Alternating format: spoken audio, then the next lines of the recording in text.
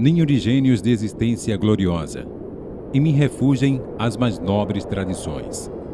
Do norte, linda pérola custosa, me engastou Deus nos sertões.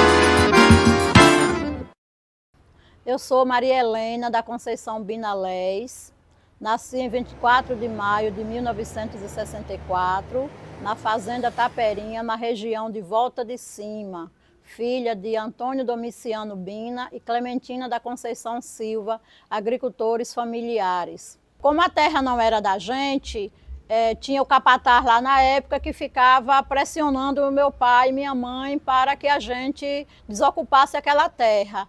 Aí quando eu tinha 10 anos, o meu pai comprou uma outra terra na Fazenda Amargoso, a qual a gente tem até hoje. Então eu nasci em uma casa de taipa, essa casa foi feita por minha própria mãe quando ela estava grávida de mim. Então, na verdade, minha participação começou na igreja. Eu era catequista, eu cantava, né? Desde os meus 10 anos de idade, eu já vim de lá. Então, Benoni, Marrandré fazia, o padre Benoni e o padre André na época, fazia os retiros da comunidade, que era do padroeiro, Senhor do Bonfim, e eu já era um destaque na comunidade. Aí eles levavam os abaixo-assinados sobre reforma agrária, sobre direito dos trabalhadores e tudo, e eu já fazia lá na igreja mesmo, no altar. Aí quando eu cheguei aqui na cidade, eu não deixei minhas origens. Aí eu fui de novo para a igreja, para participar do grupo de jovem e tal, e aí como Benoni Marrandré apoiava os trabalhadores rurais da agricultura familiar para ter seus direitos, para ter os sindicatos, enfim, aí eu já comecei a participar da organização para a fundação do Sindicato dos Trabalhadores Rurais, isso já foi no ano de 1986. E aí segui, tanto no sindicato como na fundação do Partido dos Trabalhadores em 1987. Assim que a gente foi fundando, cada época a gente ia fundando os movimentos, né? Aí junto com o apoio de Benoni também, fundou a Escola Família Agrícola, se fundou a Coopera, aí veio também, se fundou a Juventude, o Movimento da Juventude Rural, né, que era a PJR, aí também a gente sentiu a importância de fundar o MMTR, porque as mulheres rurais, elas não tinham os direitos como os homens naquela época, né? Muitas mulheres não tinham documentação e as mulheres tinha aquela cultura do machismo, principalmente as rurais, que era da porta da sala para a cozinha. Então a gente viu a importância de fundar o movimento de mulheres para as mulheres também ter voz e ter vez, e ter valor e ter seus direitos. E nós fundamos o movimento de mulheres e aí no ano de 1987 eu já fui para Brasília, foi a primeira vez que eu fui para Brasília levar as emendas para os deputados constituintes da época. Foi em agosto de 87, levei as emendas para que hoje tenha as aposentadorias, como acredito que vocês têm conhecimento, né, das mulheres rurais 55, homens 60. Foi toda da nossa luta, da minha luta na época, que sou eu que resisto até hoje, que ainda estou nesse plano aqui sobre essa questão. Era o movimento das mulheres rurais, mas eu sempre tinha também contato com mulheres urbanas, porque nos bairros, como na época era na Urbis, o Novo Iambupe, que chamava de Caboge, a gente também fazia reuniões nas comunidades, na Travessa Olindina. Aí quando foi no ano de 1992, o pessoal achou interessante que eu fosse candidata a vereadora. Eu fui candidata a vereadora, nós fizemos uma coligação na época, e eu fui eleita com 330 votos. né, devido a toda essa história de luta do pessoal mais da zona rural, né? E também já tinha toda a questão dos benefícios, dos direitos que a gente tinha conquistados, enfim.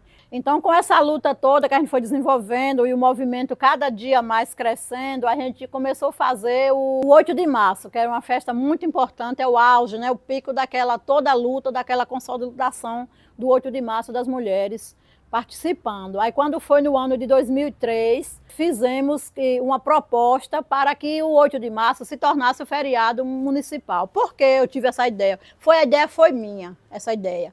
Porque quando a gente ia para fazer 8 de março, as mulheres alegavam que eu não vou, porque eu vou levar meu filho no colégio, porque eu estou trabalhando, por causa disso e aquilo. Aí a gente falou, não, então se for feriado, o banco vai fechar, a prefeitura, o comércio e tal, as mulheres vão participar. E assim foi feito. Eu não era vereadora na época, mas eu levei a proposta para a Câmara, foi aprovada, foi sancionada pelo prefeito na época e aí se tornou feriado municipal. Ou seja, já tem 21 anos que em Inhambupe, 8 de março é feriado municipal, graças à minha ideia e à luta toda do conjunto das mulheres trabalhadoras rurais. A história do 8 de março foi porque no ano de 1857, nem foi no Brasil, foi em Nova York, as mulheres estavam reivindicando para que tivessem seus direitos garantidos, porque elas trabalhavam na fábrica e elas trabalhavam todos os horários, né? Não tinha sanitário, era criança, dormiam ali mesmo, faziam suas necessidades ali mesmo naquele local. Então, como as mulheres sempre tiveram esse tchan, né, dessa questão de ver o que é melhor para o outro, para a humanidade, elas começaram uma luta por direito reivindicando essas garantias. E aí, como elas trabalhavam na fábrica de tecido em Nova York, nos Estados Unidos, aí os patrões e os governos na época não acharam interessante. Eram 120 mulheres que estavam dentro da fábrica fazendo greve, eles fecharam as portas e tocaram fogo. E elas morreram, todas 129 mulheres queimadas. Então a gente usa essa cor lilás, essa cor rosa pink, não é por um acaso. Mas a gente usa porque as mulheres estavam trabalhando com tecidos daquelas cores, pintando aqueles tecidos. E na hora do desespero, com o fogo na fábrica, elas jogavam pela janela.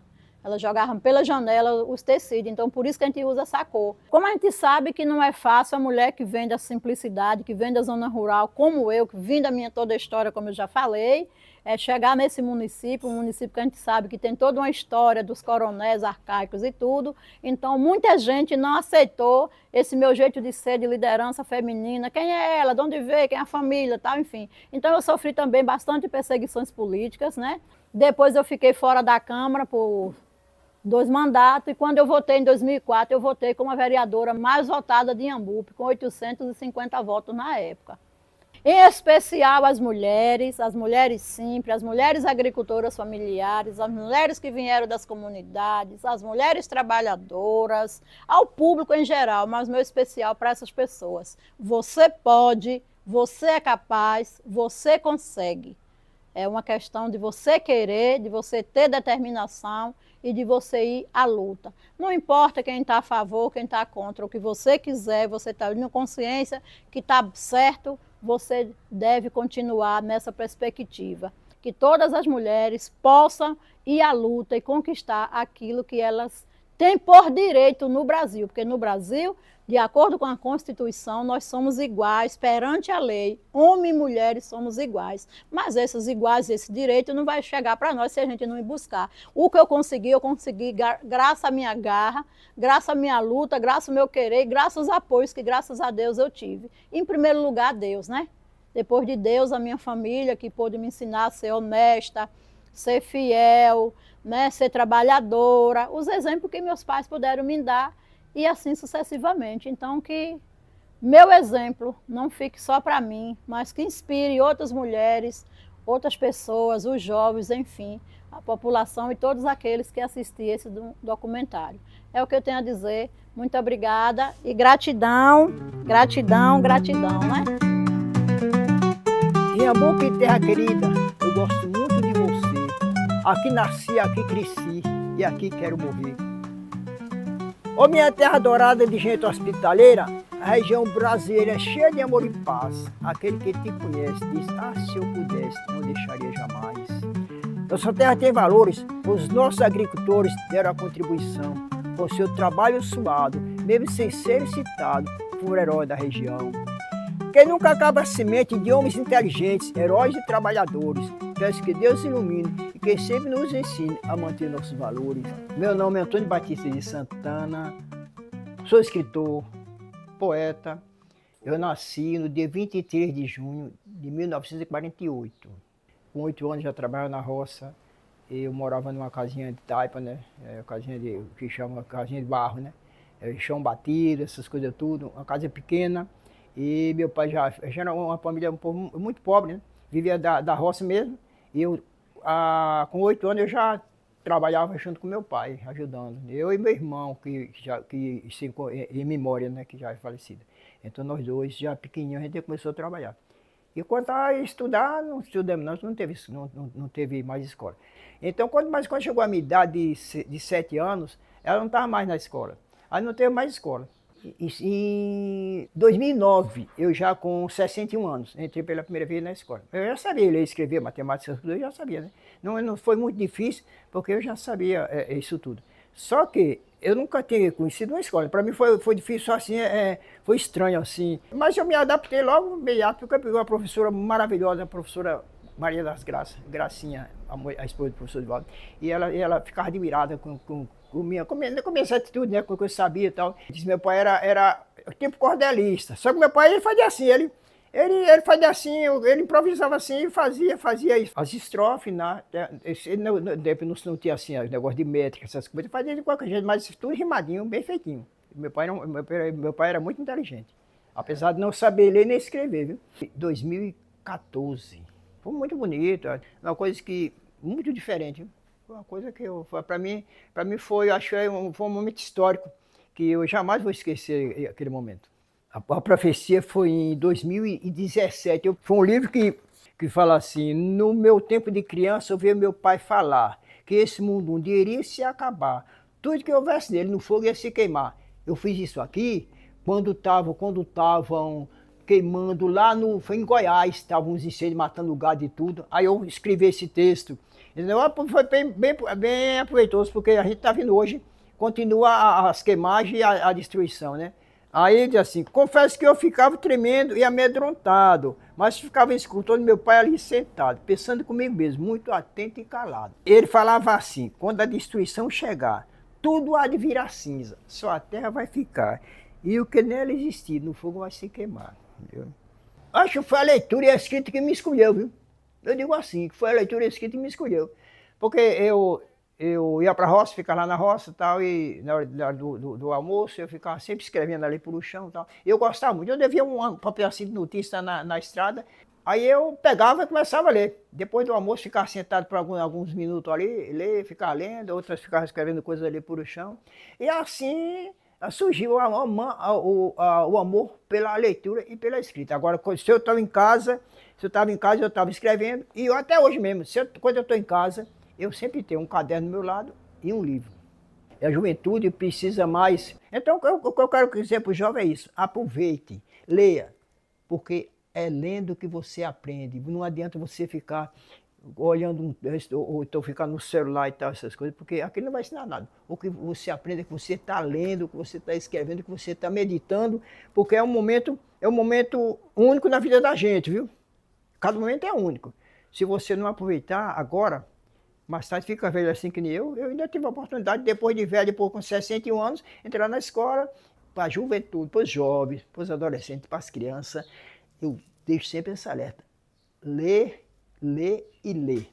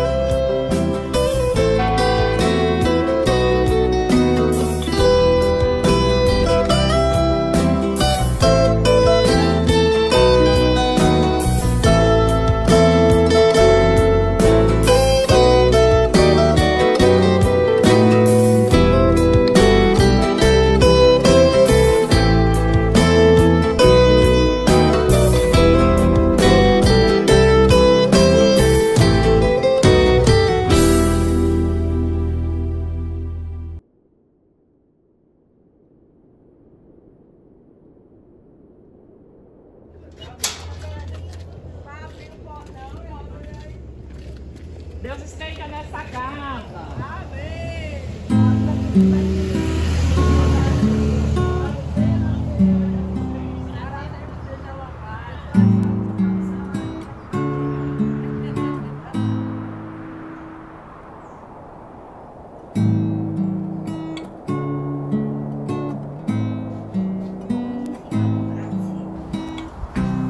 Meu pai dizia, meu filho, quando você começar o trabalho, você pensa primeiro para poder começar o trabalho. Fazer a sua oração preparativa. Quando eu saí do trabalho da igreja, eu já entrei de luta pedindo materiais. Foi tudo com material doado. Não comprou uma pedra. Viu? Aí e muita gente aqui dizia, eu quero ver ele construir uma igreja com material doado. Pessoas que doavam 5, pessoas que doavam 10, pessoas que doavam 20, pessoas que doavam 50. Então, pessoas que eu dou até 50 sacos. Eu saí dali do banco, subi naquela rua. Quando saiu lá em cima para voltar para cá, eu já tinha 102 sacos de cimento. Tudo doado, não comprei uma pedra de tijolo. Quando eu cheguei aqui, ele tinha me falado, né, que já tinha colocado a pedra fundamental. Vou sentar aqui. E aí, quando eu cheguei aqui, já tinha levantado as paredes, estava em construção. Juntou duas comunidades e queriam fazer uma capela para, assim, ter as celebrações, os encontros, para não precisar estar indo para a matriz. E aí, então, surgiu, como foi falado lá, Padre Américo, né, chegou e disse, eu sei, José, porque o senhor não funda uma igreja aqui na comunidade? Aí também foi o meio tempo que Botelho também queria fazer, que lá ficava mais distante, era para ser feito lá. E terminou fazendo aqui, e foi aquele alvoroço todo, mas depois todo mundo concordaram que cada comunidade precisava de uma capela, né? E aí ele teve esse sonho, teve essa ajuda, né? Essa força que deram para ele e ele seguiu em frente. Ela foi inaugurada em 2002. O doador que eu mais lembro aqui foi o finado Oséias. Na época teve a finada Simone, que muito ajudou bastante, né? Ele teve o incentivo aí do padre Camiliano, o irmão Antônio de Acajá, é o padre Américo, foi quem incentivou ele, e aí ele construiu, porque ele é camiliano, aí ele já botou o padroeiro daqui, meu pai já botou o padroeiro como São Camilo.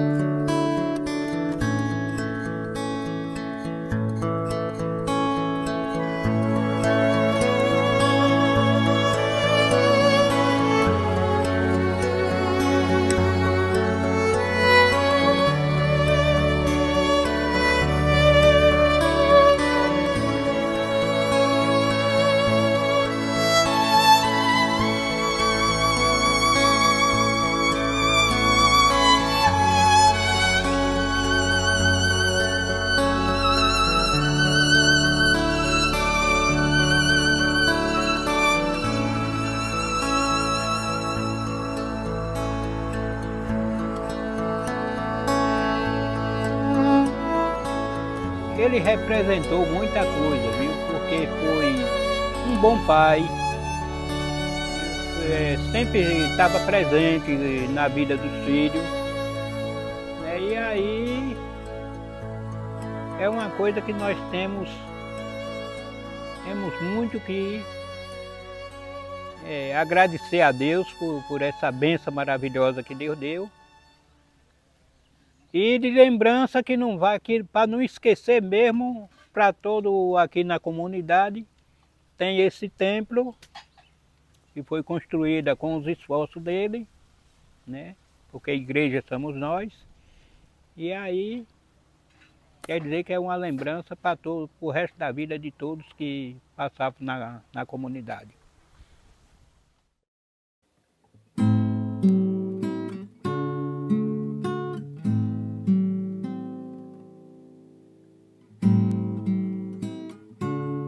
Meu nome é Estela Mares Silva da Costa. Sou professora, atualmente escritora. Tenho 6 livros editados. Gosto de ler, escrever. Sou professora por vocação, ensinei até me aposentar. Ser professora para mim era um sonho que eu tinha, já nasci com essa ideia de ser professora. Era uma coisa que nasceu comigo. Foi aos meus 15 anos, 14, 15 anos, eu abri uma escola particular na minha casa, ensinando com toda aquela disciplina, com aquele jeito das professoras. Eu já ensinava dessa forma. E eram alunos que a casa já não dava, né? Eu tive que arranjar uma outra sala, que na minha casa já não dava, porque eram muitos alunos. Em Iambupe era mais calmo, né? Era um pouco mais atrasado, mas era mais calmo, as pessoas eram mais educadas, mais amáveis, né? Apesar de não ter colégio, aqui era só a escola Dr. Sátiro Dias, a pioneira. As professoras tinham um prazer de ensinar, as professoras exigiam que a gente aprendesse, era totalmente diferente. E eu aprendi também com elas ser assim um tanto exigente. Quem foi meus alunos sabe que eu era assim, exigia bastante, né? Esse aqui é o meu primeiro livro. Como eu falei antes, foi na época que se falava dos hippies, etc., como eu já comentei. Então, tudo para mim é motivo de escrever.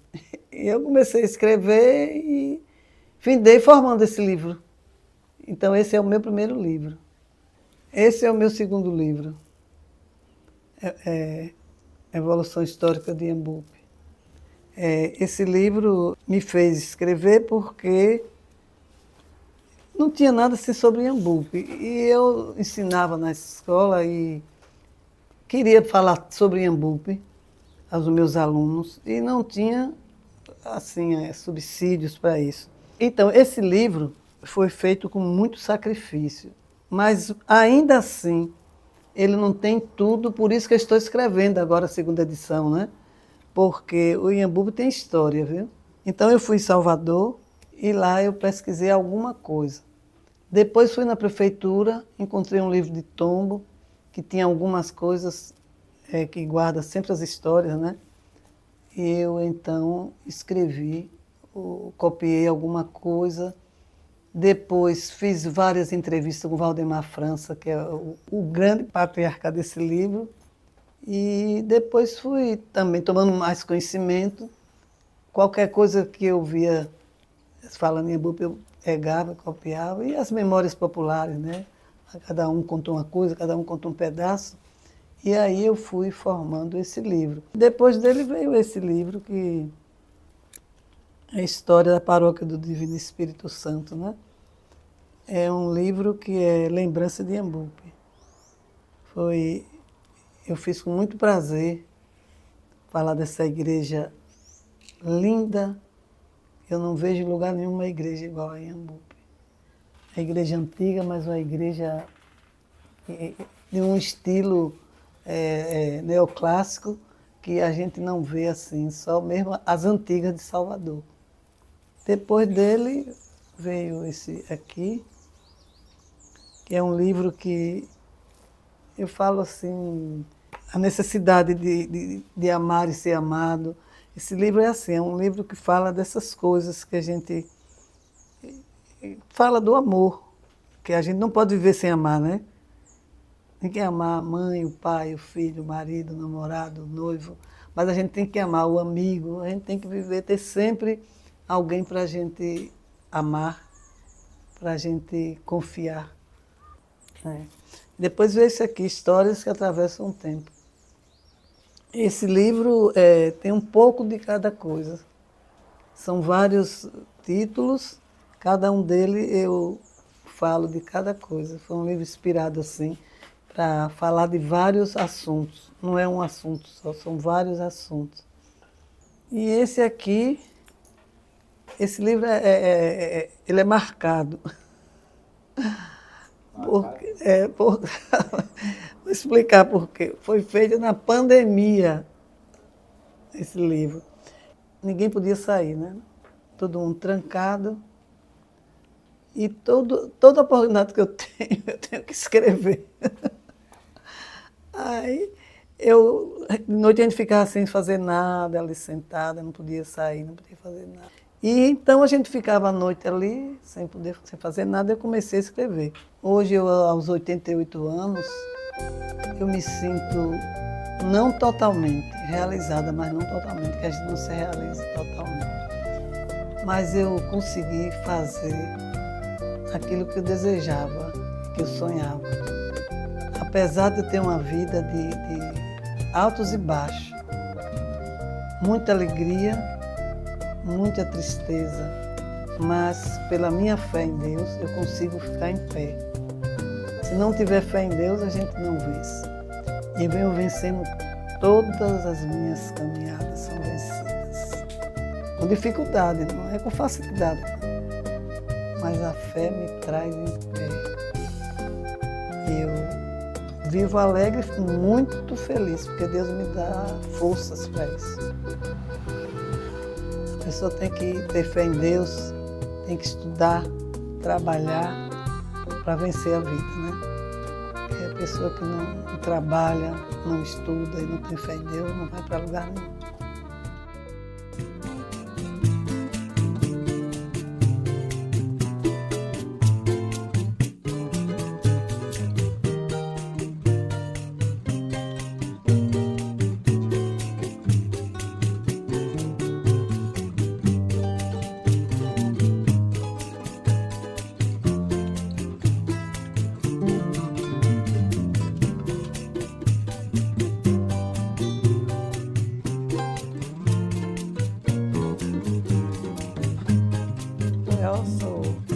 Para mim, é um irmão que eu não tive, porque nós tínhamos o quê? 2 anos de diferença.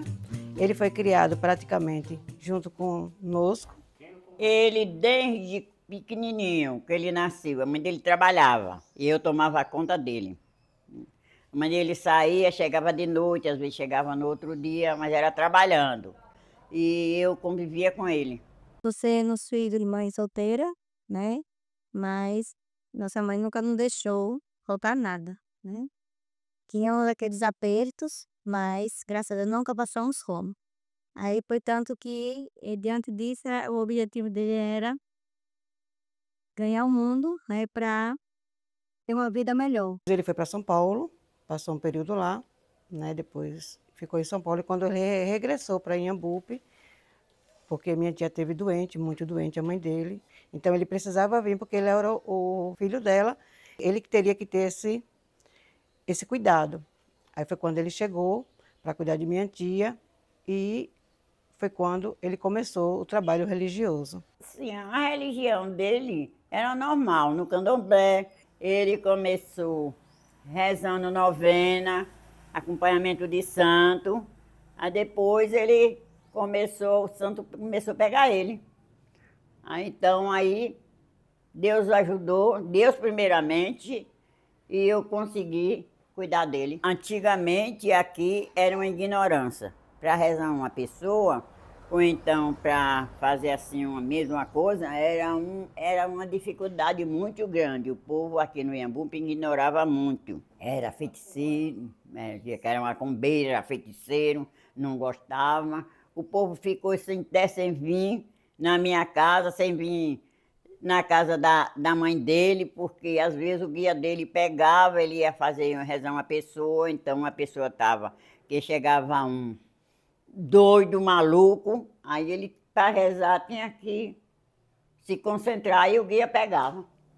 Aí quando pegava, aí o povo dizia que ele estava fazendo macumba. É um negócio que o povo dizia que... Tudo eles ignoravam. Ele foi coroinha, depois ele ficou caminhando na igreja, a gente pensou... Eu pensava que ele ia ser padre, que ele era tão católico. A família da gente sempre foi católico, vó era rezadeira, parteira, né? E sempre nos levou esse lado sempre da igreja, né? Ele tinha o objetivo dele era estudar para ser padre.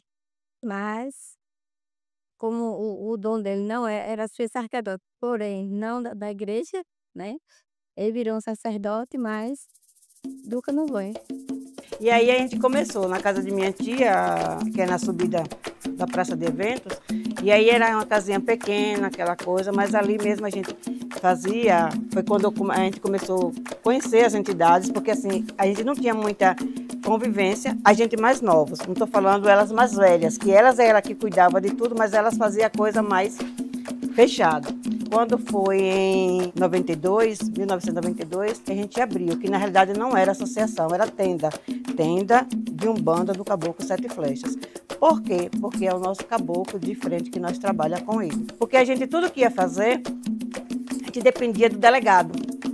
E a gente tinha aquela situação que o delegado, na época, poderia invadir a qualquer momento, a gente tá fazendo um ato, um culto, e ele chega lá e mandar fechar aquela coisa toda. Aí a gente fomos para Salvador, nessa data, eu fui com ele, a gente chegamos lá, a gente fomos na federação, que a federação é o órgão que nos cobre, né, que nos dá a cobertura, e aí a gente abrimos, nessa época era tenda. Aí a gente foi trabalhando, graças a Deus, aí depois a gente conseguimos a doação do terreiro, né, meu irmão que fez a doação, comprou o terreno e fez a doação para o terreiro, que ali é de usos e frutos, não tem herdeiros, né? O herdeiro mesmo é o santo, aí que passa a ser a Associação Religiosa Cultural do Terreiro dos Filhos de Cambaranguange.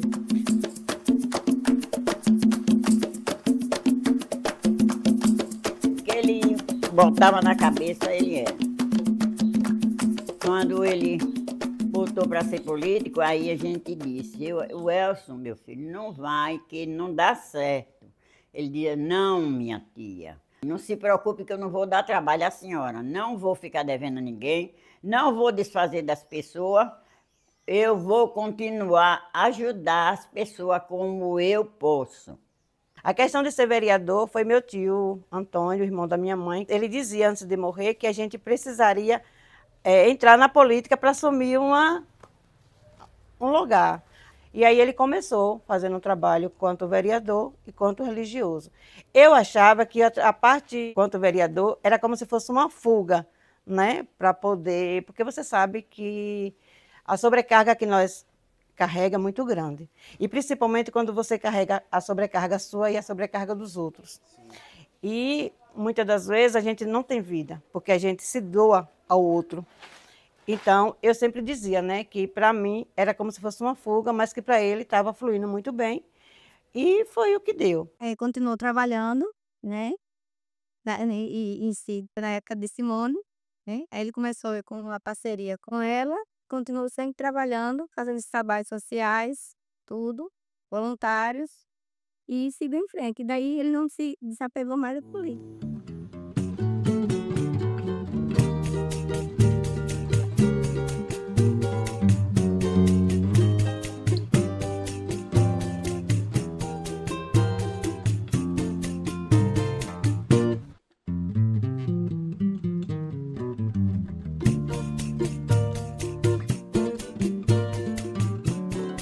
José Welson, né?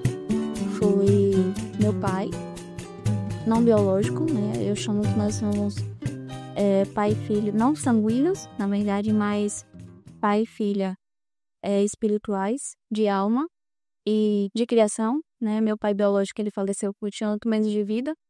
Então, a partir daí, o Elson, que é meu tio materno, ele em si foi a minha figura paterna, né? Ele que me criou, ele que me deu educação, juntamente com minha mãe. A minha e meu irmão também, Gabriel. Então, desde 8 meses, eu tenho o Elson como meu pai. O que ele sempre me ensinou foi seguir a educação, né? Eu tenho como chave, como direcionamento ele. Meu pai, ele cresceu. Minha avó era uma mãe solo, né? Com 3 filhos. Então, meu pai saiu de uma vida simples, né? De uma mãe que trabalhava em casa de família, para ser um vereador no ano que foi mais votado dentro do município de Ambupe. E uma coisa que ele dizia, que também é fato, é que a educação é a única coisa que ninguém tira, né? Então, ele dizia muito isso. Então, o que eu sigo com esse intuito, de sempre ter um pai com inspiração. O parceiro que ele foi pra gente, a gente não vai ter em lugar nenhum. Né? Que sabe que cada um tem seu, né? Mas independente de qualquer coisa, claro, ninguém é perfeito. Todo mundo tem suas falhas, todo mundo tem seus momentos bons e ruins, e ele não foi diferente. Ele se preocupou muito mais com os outros do que com ele. Ele lutou mais pelos outros do que por ele. Só a única coisa que ele pediu a gente foi quando ele estava mesmo ruim no final, que ele caiu. Aí ele quebrou o fêmur. Aí ele ficou no hospital. Evanete me levou para poder cuidar dele. Aí ele me pediu, não, eu quero ir apontar minha mãe. Eu quero me acabar lá. E eu não vou escapar. Nada aqui vai me dar. A minha vida está nas mãos de Deus. Eu quero ir embora. Então é o dia que Deus trouxe ele para aqui e ficou até o dia que foi embora. E cada dia ele ia recaindo, mas a gente ficava naquela esperança que ele ia se levantar ainda, né? Já nas últimas semanas mesmo, que a gente viu que não tinha mais para onde recorrer, né? Veio o médico visitar ele tudo, aí disse que não, já era realmente o fim, que a gente estava realmente vendo, né? E não tinha mais para onde recorrer.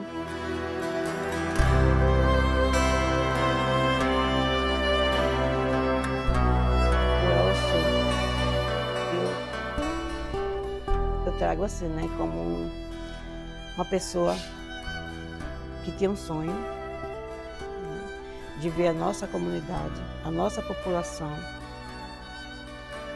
melhor, em busca de direitos, de respeito, porque a luta dele era essa, né, o menor favorecido, as pessoas, né, mais carentes. A busca de Elson era que cada um da gente pudesse buscar e reconhecer nossos direitos com igualdade, ter uma qualidade de vida, né, com respeito e, além de tudo, obediência a Deus.